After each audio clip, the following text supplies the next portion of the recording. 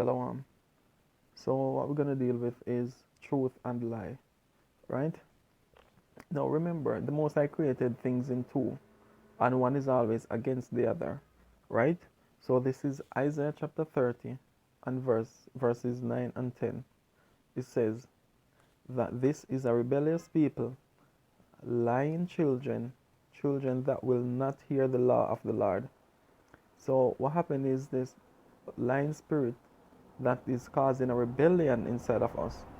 And we think that, oh, it's just we are analyzing things and choosing consciously, not realizing what force is driving our actions, right?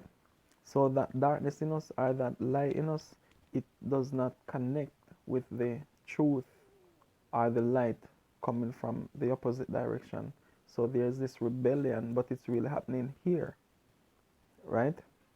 So it says in verse 10, which say to the seers, see not, and to the prophets, prophesy not unto us right things, speak unto us smooth things, prophesy deceit.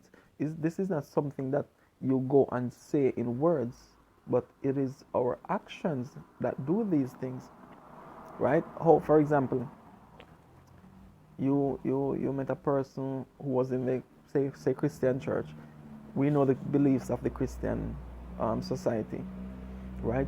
You start to show them the Hebrew understanding of the scriptures, right? And guess what? They'll say yes, it sounds good and stuff like that, and they want to know more, but then they just never return to hear more. What they do, they go back to that same place that was feeding them before, right? So this is how we say to the seers and to the prophets, prophesy not the right things unto us, because something inside of us is seeking its mirror, right? So those lies that other people are telling, that's what it is connecting to. And then that is why if you come with truth, it stirs up something inside. It disturbs the subconscious ego. This is why most times we react when we're hearing something contrary to what we believe. It is not just the individual consciously reacting that way, it is automatic. But when you have the knowledge, what you can do is live above that reaction to be able to witness, experience that disturbance of the ego and do not react. So someone is telling you something, you can just listen without reacting, even if you feel a sensation happening inside the body, right? So we need to understand that so we can connect with truth, because most of the times what we say too is we say, okay, being in the truth and so forth. You can be in the truth all your life, but there's a difference when the truth is in you. You can be in the truth all your life and the truth has never been in you, right? So we need to understand that as well.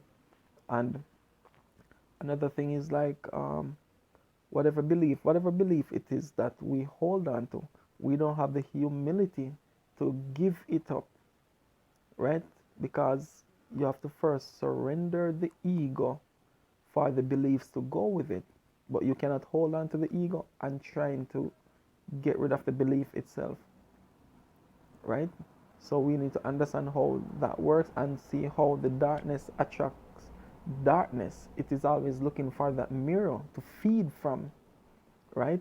Truth attracts truth. That is the law of attraction. That is the law of nature, right? So it is always that darkness inside that is always quick to work, but the light is more reserved.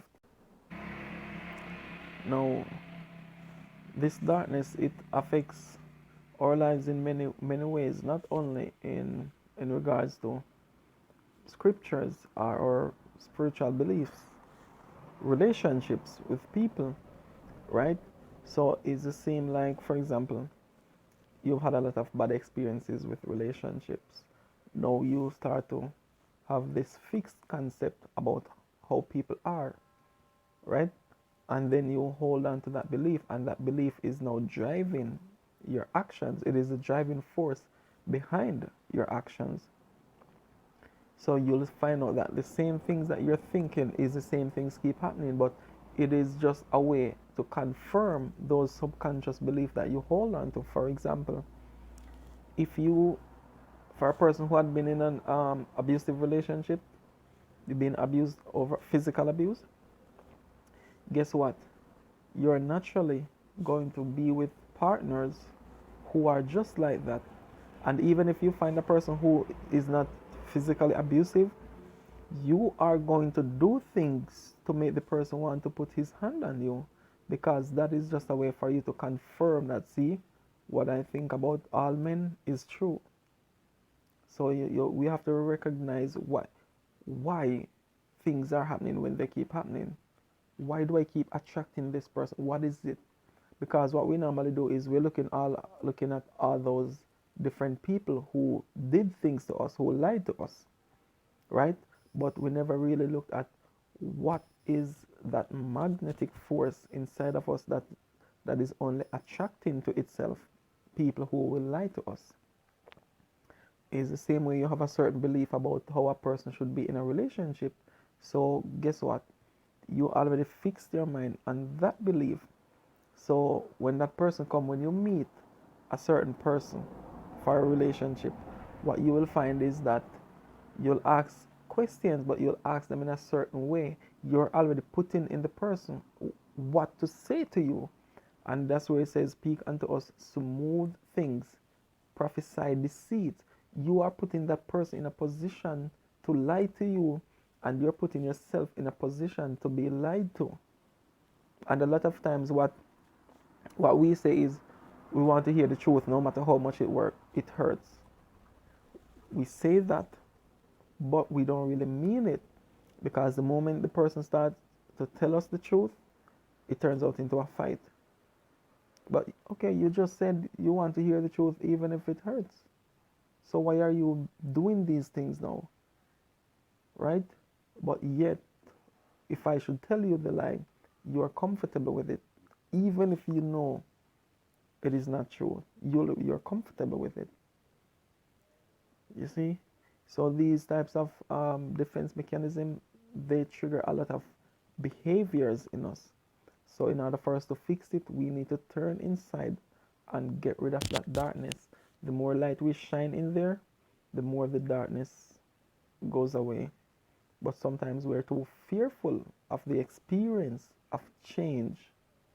This is why we are reluctant to do what we know we need to do. Right? Shalom.